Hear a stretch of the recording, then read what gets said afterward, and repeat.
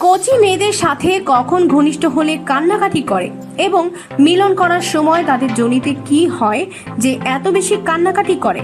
প্রিয় দর্শক, এই নিয়ে আজকের ভিডিওতে বিস্তারিত আলোচনা করব, তাই না টেনে মনোযোগ সহকারে ভিডিওটি দেখতে থাকুন। ভিডিও শুরু করার আগে বলে নেই, যারা আমার চ্যানেলে নতুন তারা এখনই চ্যানেলটি সাবস্ক্রাইব করে পাশের বেল বাটনটি বাজিয়ে দিন, আর যারা আগে সাবস্ক্রাইব করে ফেলেছেন তাদেরকে অসংখ্য ধন্যবাদ। দর্শক, এক ভাই আমার কাছে প্রশ্ন করেছেন, আপু আমি নতুন বিয়ে করেছি, আমার বউয়ের বয়স একেবারে কম এবং সে অনেক চিকন। যখনই আমরা স্বামী স্ত্রী মিলন করতে যাই তখনই সে অনেক ব্যথা পায় বলে অনেক কান্নাকাটি করে, আর জোর করে তার সাথে মিলন করতে গেলে এত বেশি কান্নাকাটি করে যে এটা দেখে আমি অনেক ভয় পেয়ে যাই। আপু, এখন এই সমস্যার জন্য কি করতে হবে কিংবা এর জন্য কোনো ডাক্তার দেখাতে হবে কিনা সেই বিষয়ে আপনার কাছে কিছু পরামর্শ নিতে চাচ্ছি। তো দর্শক, মিলনের সময় অল্প বয়সী কোচি মেয়েরা কেন কান্নাকাটি করে এবং এর সমাধান নিয়ে বিস্তারিত আলোচনা করব এই ভিডিওতে। এরকম সমস্যা আরো অনেকেরই আছে, তাই এরকম সমস্যা যাদের আছে ভিডিওটি সবারই কাজে লাগবে। তাই আপনাদের উদ্দেশ্যে বলবো, যে কোনো মেয়েরই প্রথম তার স্বামীর সঙ্গে মিলনের সময় ব্যথা পাওয়াটা খুবই স্বাভাবিক একটা বিষয়। মিলনের সময় প্রথম আপনার স্ত্রীকে খুব ভালোভাবে আদর করে উত্তেজিত করতে হবে। কখনোই তাকে উত্তেজিত না করে এবং তার যোনি দিয়ে যতক্ষণ না পর্যন্ত পিচ্ছিল হচ্ছে ততক্ষণ আপনার অঙ্গ তার যোনির ভেতরে প্রবেশ করাবেন না। অর্থাৎ যখনই আপনারা স্বামী স্ত্রী একসাথে ঘনিষ্ঠ হবেন তখনই তাকে খুব ভালোভাবে আদর করতে থাকুন।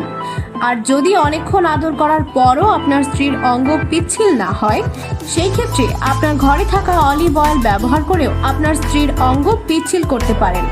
এইভাবে 1-2 সপ্তাহ যদি আপনি তার সাথে মিলন করতে পারেন তাহলে দেখবেন ধীরে ধীরে এটা তার কাছে অভ্যাস হয়ে গেছে এবং সে তুলনামূলকভাবে আগের চেয়ে অনেক কম ব্যথা পাবে। আপনার অঙ্গের সাইজ যদি কিছুটা বড় হয়, যেমন 5 ইঞ্চি বা তার চেয়ে বড় এবং অনেক মোটা, এই ক্ষেত্রে আপনার স্ত্রীর ভেতরে প্রবেশ করানোর সময় তাড়াহুড়ো করবেন না, বরং খুব ধীরে ধীরে প্রবেশ করাবেন এবং যতটুকু প্রবেশ করালে সে ব্যথা পাবে না ঠিক ততটুকুই প্রবেশ করাবেন।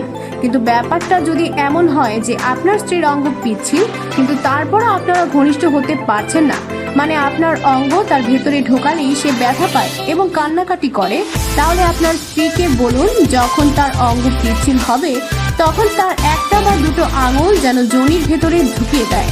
নিজের আঙুল ঢোকালেও যদি সে ব্যথা পায় তাহলে বুঝতে হবে তার অঙ্গের ভেতর অথবা জরায়ুতে কোনো ধরনের ইনফেকশন রয়েছে।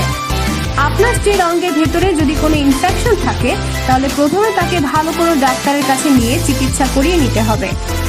এরপর আপনারা স্বাভাবিকভাবে মিলন করতে পারবেন। প্রথমে নিশ্চিত হতে হবে যে আপনার স্ত্রীর জরায়ুতে কোনো ধরনের সমস্যা রয়েছে কিনা, নাকি তার অঙ্গ পিচ্ছিল না হওয়ার কারণে সে ব্যথা পায়। বিষয়টি বোঝার পর আপনারা সেই অনুযায়ী ব্যবস্থা গ্রহণ করুন। আশা করি ভিডিওটি আপনাদের ভালো লেগেছে, বিষয়টি বুঝতে পেরেছেন এবং অনেক কিছু শিখতে পেরেছেন। আর যারা এই ধরনের সমস্যায় ভুগছেন তারা তো নিশ্চয়ই উপকৃত হবেন। উপকৃত হলে ভিডিওটি শেয়ার করুন, যাতে করে এই রকম সমস্যায় যারা আছেন তারা যেন উপকৃত হতে পারে।